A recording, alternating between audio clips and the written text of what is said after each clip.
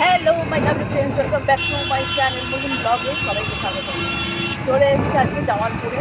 এখন যাচ্ছি কানাঘাটের ব্রিজ দিয়ে, এটা থেকে কানাঘাটের ব্রিজ। দেখো দিদিকে, দামোদর নদীর ব্রিজ। যাচ্ছি একটু বাজার করতে জামালপুরে। তো ভেবেছিলাম কালনা যাব, কিন্তু কালনাটা অনেক দূর হয়ে যাবে, সেই জন্য জামালপুরেই যাচ্ছি। যেতে যেতে তোমাদেরকে একটু দামোদর নদীর ব্রিজটা একটু দেখিয়ে দিই। আগে যখন আমরা ছোটো ছিলাম তখন এখানে বাঁশের পুল ছিল, এখন পাকা ব্রিজ হয়ে গেছে।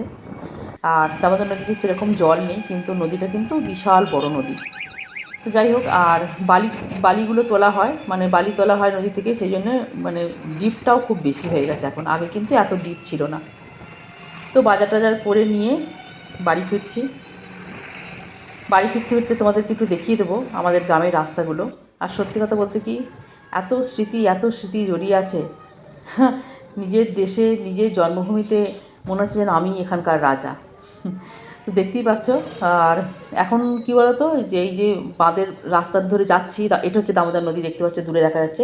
আগে কিন্তু এই বাড়িগুলো ছিল মাটির, এখন সরকারের থেকে বাড়ি করে দিচ্ছে অনেকে। তো সেই জন্য এখন বেশিরভাগ বাড়ি কিন্তু একতলা বাড়ি, কিন্তু পাকা বাড়ি হয়ে গেছে। মাটির বাড়ি খুব কম দেখা যাচ্ছে এখন গ্রামাঞ্চলে। কিন্তু এখনও ভ্যান ট্যান এসবের চল কিন্তু আছে। আর যাচ্ছি কিন্তু বাঁশ বাগানের ভেতর দিয়ে, দেখতে পাচ্ছ দুই দিকে পুরো বাঁশ বাগান, বাঁশের ঝাড়, যেটা আমাদের দৈনন্দিন জীবনে খুবই নিত্য প্রয়োজনীয়। আর এইটা হচ্ছে গিয়ে শ্মশান। শ্মশানটা এরকম বাঁধিয়ে দিয়েছে। এখনকার গ্রামগঞ্জ আর এরকম এঁদো গ্রাম নেই, এখন শহরের ধাঁচ চলে এসছে। তো আগে ছোটোবেলাতে দেখে এসেছি, আমরা সবসময় দেখে এসেছি যে নদীর বালিতেই কিন্তু আমাদের এখানে মরা করানো হতো। এখন অনেক চেঞ্জ হয়েছে বলে একটা শ্মশান ঘাট করে দিয়েছে। তো যাই হোক, একদম বাড়ির কাছাকাছি চলে এসেছি। আর অনেক দিন পর এসেছি, এমন সময় এসেছি এখন হচ্ছে ভোট, আবার সামনে আমাদের হরিসভা। তো হরিসভা শুরু হয়ে গেছে, তো গ্রামের ভোটটাও দেখা হয়ে যাবে, অনেক দিন দেখিনি। আর হরিসভা মানে নাম কীর্তন, সেটাও আমার দেখা হয়ে যাবে। তো ভীষণ আনন্দ হচ্ছে আমার, অনেক দিন পর এসেছি, কিন্তু অনেকগুলো অনুষ্ঠানও আছে। আর ভাইদের আসার কথা আছে, সন্ধ্যে 6টার সময় ঘুগনি বানিয়ে নিয়ে আসবে ভাই বলেছে, ভাইয়ের বউ।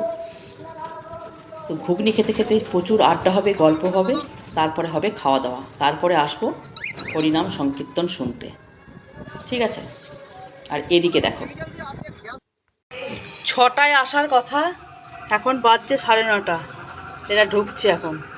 এটাকে ঘুগনি করে নিয়ে আসবে, আমি নাকি ঘুগনি মুড়ি খাবো। চিন্তা করো একবার। হ্যাঁ, 9টার সময় এসেছে ঘুগনি নিয়ে, আমি ঘুগনি মুড়ি খাবো। কোথায়? চুপ কর, তোরা কথা বলিস না। মেয়ে একবারে পড়ে একবার দিগ্গজ হবে, কেন একটা দিন না পড়লে হতো না রে? তোমার ভাই দেরি করলো দোকান থেকে। ধন্য সব তোরা বাবা। 6টায় আসার কথা, 9:30 ঢুকছে। তো যাই হোক, রাগ দুঃখ অভিমান সমস্ত কিছু ভুলে গেছি, কারণ ঘুগনি সামনে চলে এসেছে। ঘুগনির কালারটা দেখে একদম পুরো ফিদা হয়ে গেলাম। ভাইয়ের বউ কিন্তু দারুণ বানিয়েছে। এবার খেয়ে দেখবো টেস্টটা কেমন হয়েছে। বলেছিল যে একদম দোকানের মতো করে নিয়ে আসবো। তো চলো আগে খেতে খেতে ভিডিওটা শেষ করছি। আর যদি ভিডিওটা তোমাদের ভালো লেগে থাকে, অবশ্যই করে লাইক করে দেবে, কমেন্ট করে জানাবে ভিডিওগুলো তোমাদের কেমন লাগছে। চলো আগে খাই, খেয়ে দেখি। দারুণ গন্ধ বেরিয়েছে।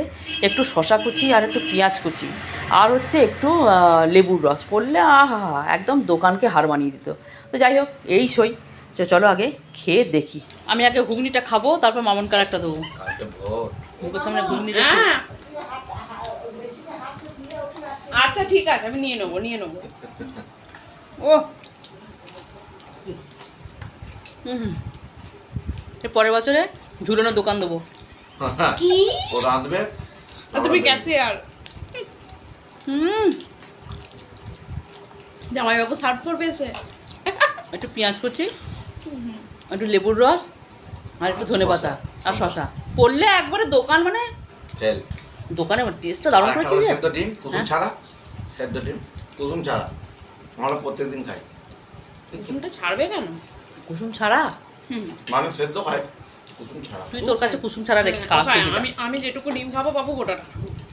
কুসুমটা ফেলে দিই, আমাদের 3-4 করে ডেলি বাদ। অসাধারণ হয়েছে, মানে একদম দোকানের মতো। 100